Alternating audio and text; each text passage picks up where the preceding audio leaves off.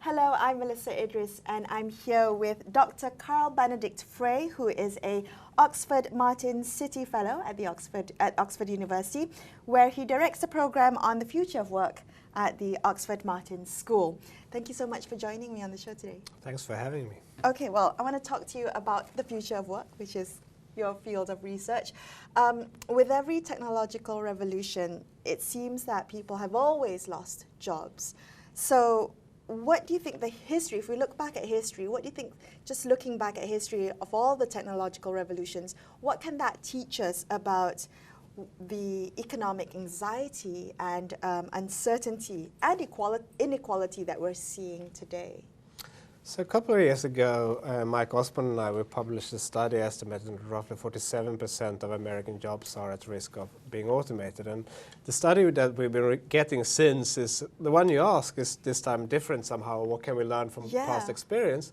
And the point I try to make in the book is that we've been through very different periods of technological change in the past, and this time so far looks most similar to the first industrial revolution in Britain, which had very many similar economic features. So this was a time with middle-income jobs disappearing, wages were stagnant or even falling at the bottom end of the income distribution, even as the British economy took off.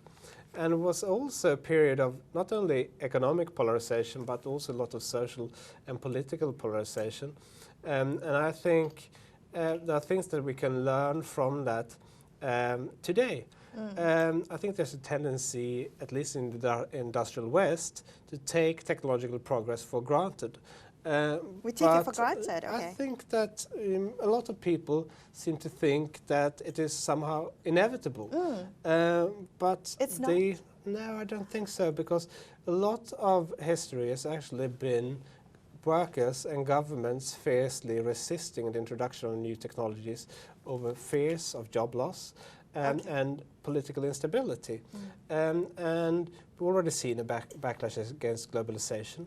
And automation so far has had very similar effects. But we've seen nothing yet as artificial intelligence becomes more pervasive.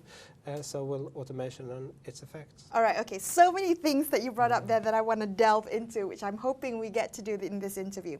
But first of all, I want to come back to the fact that you said that this time right now feels very similar to the first industrial revolution. So you talked about the loss of middle income jobs, about the polarization both politically and socially. What similarities do you see? Why is it similar to the first industrial revolution in terms of its characteristics, not just in terms of its symptoms, but why is this similar to the first one and not the others? So I think a lot depends on what type of technology you have, right? And obviously in many ways the computer technologies of today are very different from the spinning machines of the Industrial Revolution. But what they have in common is that they are of the replacing sort. So it's, different technologies have different effects. So if you think about a technology like the automatic elevator, right? It replaced the elevator operator. That's very different from the telescope, which allowed us to do new and inconceivable things. If it anything created new tasks for people, it didn't replace any jobs. And when technology is of the replacing sort, we tend to see many of the trends that we had in recent decades, like stagnant wages, and that was indeed also a feature of the first industrial revolution. Many of these spinning machines replaced artisan workers who earned decent wages, and as a result of that, many of the discontents of the Industrial Revolution also being seen today. Okay, so it is like a perfect sum. So you have, I guess, characteristics like the replacing type of jobs, technology replacing certain types of jobs, and that's very relevant today. So talk to me a little bit about why you said technological progress is not inevitable. It seems to me that it is, because technology just continues to grow and evolve as we innovate, and that is something that we've been talking about at the Khazanah Megatrends Forum here in terms of our collective brain, right? So Indeed. tell me a little bit about that. Well, technology comes with what the great economist Joseph Schumpeter called creative destruction, right? So it means that we're creating something new, but in many cases we're also destroying the old. And that is certainly the case if you think about automation technologies, which threatens to replace a lot of jobs. And historically, if you go back sort of to the days of the Roman Empire and even up until sort of the dawn of the Industrial Revolution, governments frequently blocked the introduction of new technologies for fears of a social unrest. The craft guilds had no interest in anything making their jobs and skills redundant, fiercely resisted new technologies. And if technological progress was inevitable, the Industrial Revolution would have happened a bit earlier in the history of mankind. If it was inevitable, every country in the world would have adopted the same technologies to the same extent and would be rich as a consequence. Sure. But we're not seeing that. Okay. So we're seeing, if anything, divergence in adoption rates. So in that divergence, are you saying that countries, for instance, if we would just take a look at countries that are technologically advanced, is it because their governments did not limit them in terms of technological innovations? There wasn't so much of a backlash or government stopping this from happening. Is that the differentiation in the divergence? So I think there are many reasons behind these sort of divergence patterns of technology adoption, but I think that one of them has to do with attitudes towards technological progress and the sort of structure or the balance of political power in society. Oh. So in 18th century Britain, wealthy merchants became a class of growing affluence and also growing political power. And their fortunes essentially rested upon mechanization because that was what kept British industry competitive in trade. And the Luddites, who famously smashed machinery, right? Yes. They tried their best to make their voice heard, but property ownership was still a requirement for voting. So that group was essentially politically disenfranchised, and mechanization was virtually enforced upon the population. Sometimes workers have a lot of political power, on the other hand. So if you go to a country like Argentina, you will discover that there are not that many railroads you can use and take advantage of. And one reason for that is that the lorry union is very strong, and they have they have no interest of the introduction of railroads in the country. So there's a lot of vested interests which shape patterns of technology adoption. It's not the only driver, but it is certainly a key explanatory factor. Okay, so the balance of power within societies will explain just how much technology innovation is adopted. All right, we're going to continue this conversation shortly. Make sure you stay tuned to Astro AWANI.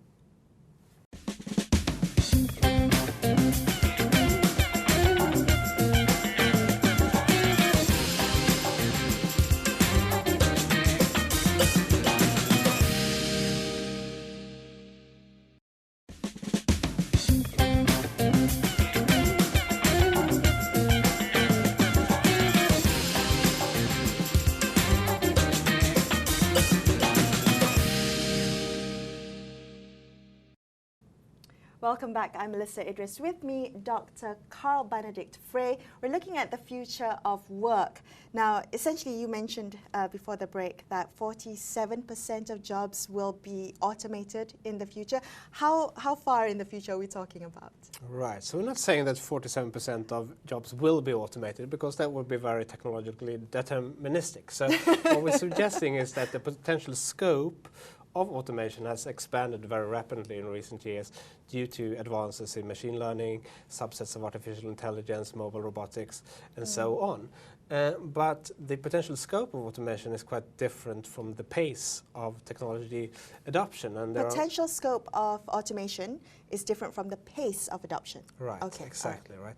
So from a technological capabilities point of view, a lot of jobs are potentially automatable, but there are a lot of factors beyond technological capabilities that drive decisions to automate, right? So if you go to a country like Japan, you find that Nissan, uses a lot of robots in production when they produce cars. When they do the same thing in India, they rely more heavily on cheap labor, so relative cost between capital and labor matter. Even if Google Translate was to become perfect tomorrow, when you want an official document to be translated, it needs to be certified by a translator to be valid. Right. So unless we certify Google Translate, it's not going to be adopted on broader scale.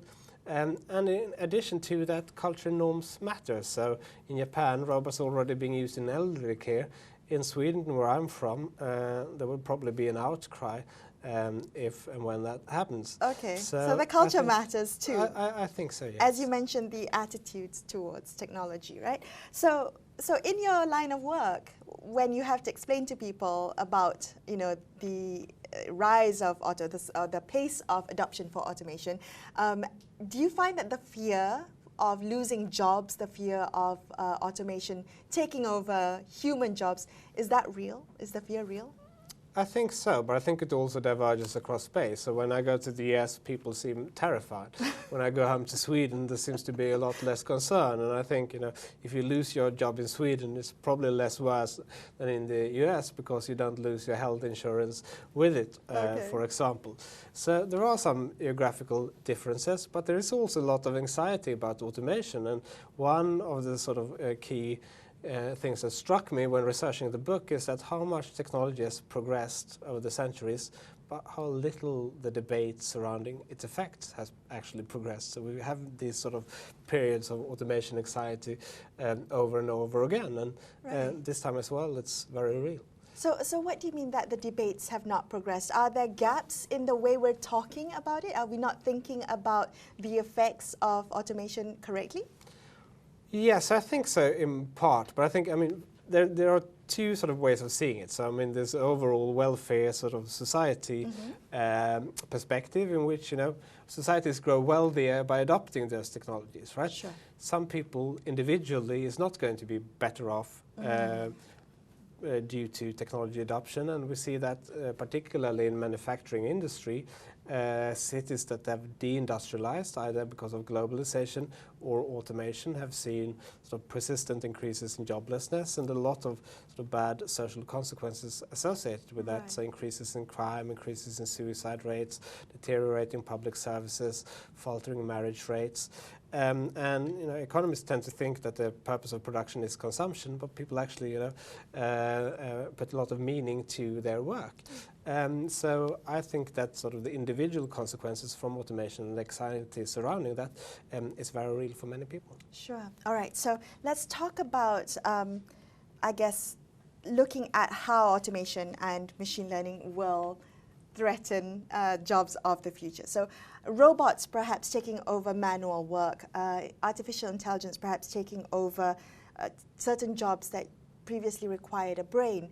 So what is then left for human work? Where do you see the role of humans? You mentioned, Google Translate, someone, I guess, checking that document once again, verifying that document. But what's left for human work then, if we take into account the adoption of all these technological automations?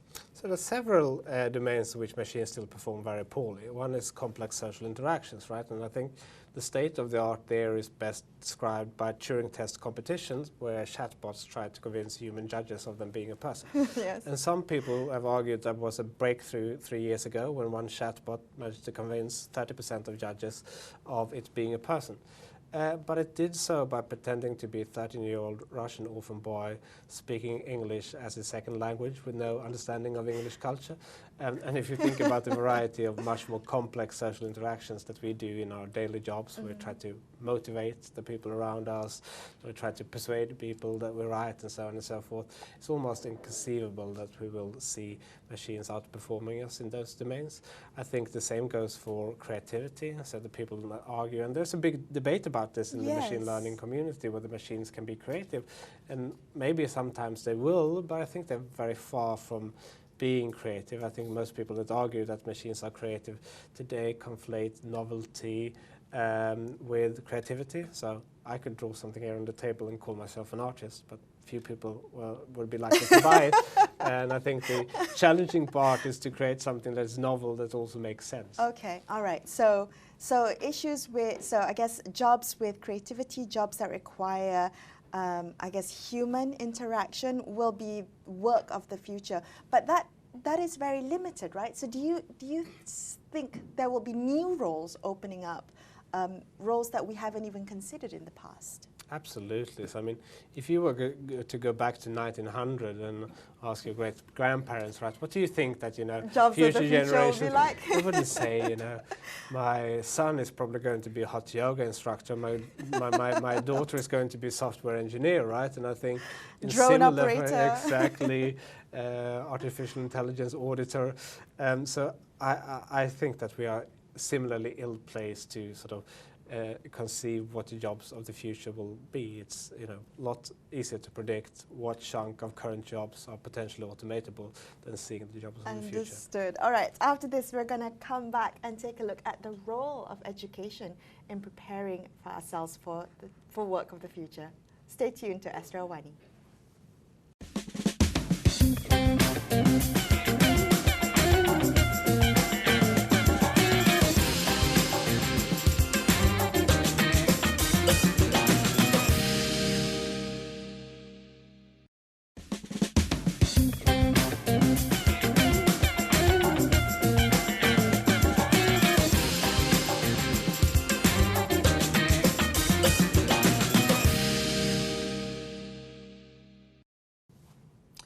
Welcome back. I'm Melisa Idris. With me, Dr. Carl Benedict Frey from Oxford University. We're talking about work of the future, and I think I want to know what the role of education will be. I think it could be completely different from the way we approach education right now if we want to future-proof our children. So what do you think the role of schools specifically will be in preparing for jobs of the future? Well, education in schools have always played a critical role in allowing people to adjust to technology shocks, right? So when the tractor arrived, for example, farmers realized that for the children to prosper in the age of the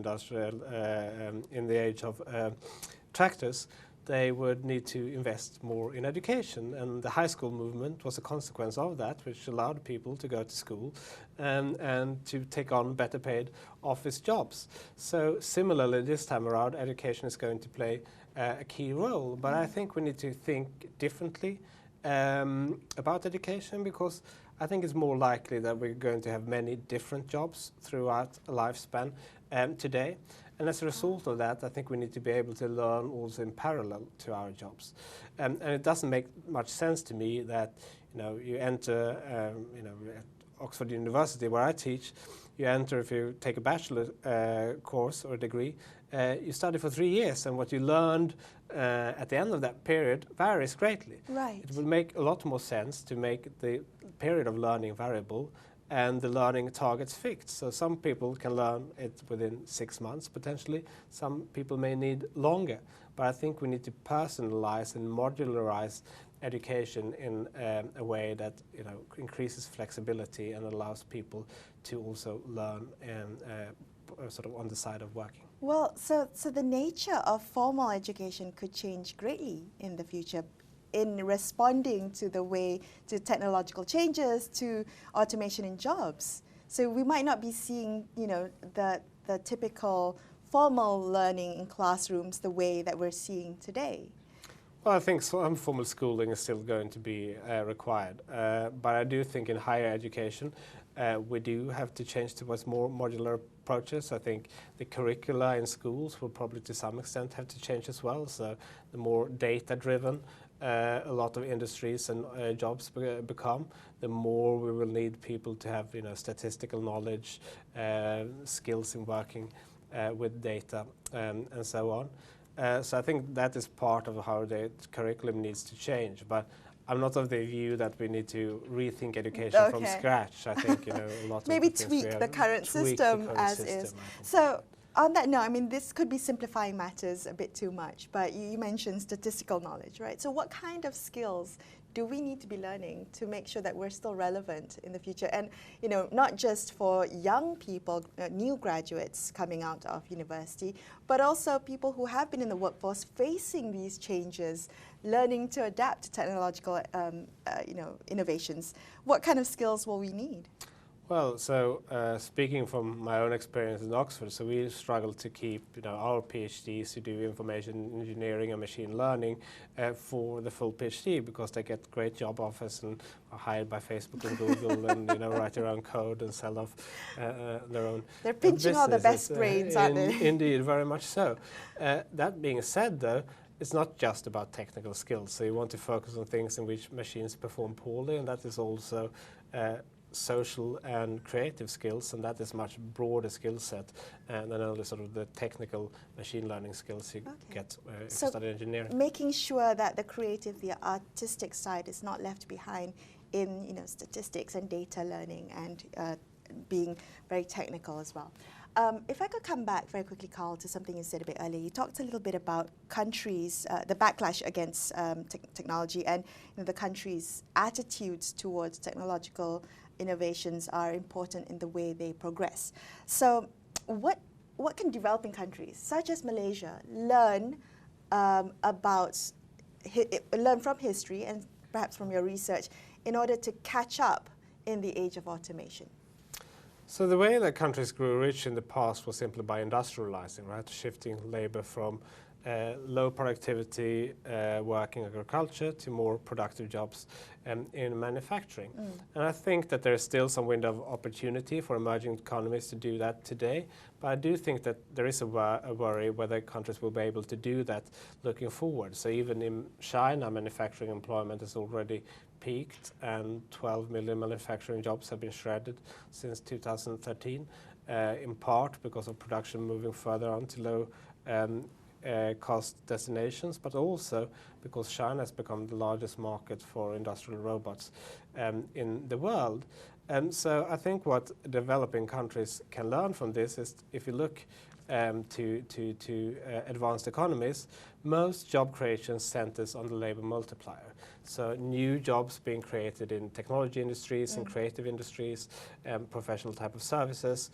Those jobs in turn, so if you create a tech job in the city of Kuala Lumpur, that person goes out in the local service economy, goes to the hairdresser, goes grocery shopping, takes a taxi. That creates, on balance, 5 new jobs in the local service multiplier economy. effect. Indeed, exactly. So I think lots of future job creation will depend on this labor multiplier and actually moving relatively early to more sort of value-added type of services. Okay, so in that way, that will help grow the economy. So we're looking at making sure that there is a certain multiplier effect. What does history teach us about technology adoption and inequality? Because that is something, technology is said to be, democratizing, but is that really, does that create more inequality in society, more than we're seeing now today? Well, the question has to do with the short run versus the long run, right? So if you look at the Industrial Revolution, it created a lot of inequality in its early stages. It replaced a lot of middle-income jobs in domestic industry. During the later stages, when technology became more augmenting and people acquired new skills, the outside options became more plentiful and they had more bargaining power, and more people benefited from the industrialization process. But the short run can be a long time. During the Industrial Revolution, it was 7 decades. More recently, American men with no more than a high school degree have seen their wages fall for 4 decades now. And they are seeing their employment prospects worsening in the labor market. But that is not to suggest that that process is going to continue indefinitely. Okay, so it really is the time frame that you're looking at. In the last couple of minutes that we have left, can you share a little bit about what you presented today at the Khazanah Megatrends Forum? Just how all this relates back to the collective brain, which is essentially the theme of the conference. Indeed. And I think, as I mentioned earlier, so what you see in the short run is that a lot of people that are replaced can be made worse off individually in the short run. And if people are made worse off, they also have an incentive to resist the technology. But because technology is the main driver of economic growth over the long run, we have a collective interest in making sure that those individual costs are not leading to slower technology adoption and even a backlash against technology itself. So the sort of collective brains matters in terms of actually trying to solve this problem. Okay, making sure that also everyone has equal access to this collective brain, right? Indeed. All right, thank you so much for speaking with me. It's been such a pleasure talking to you today. My pleasure. I'm Melisa Idris, signing off for Astro AWANI. I'll catch you next time. Thanks for watching.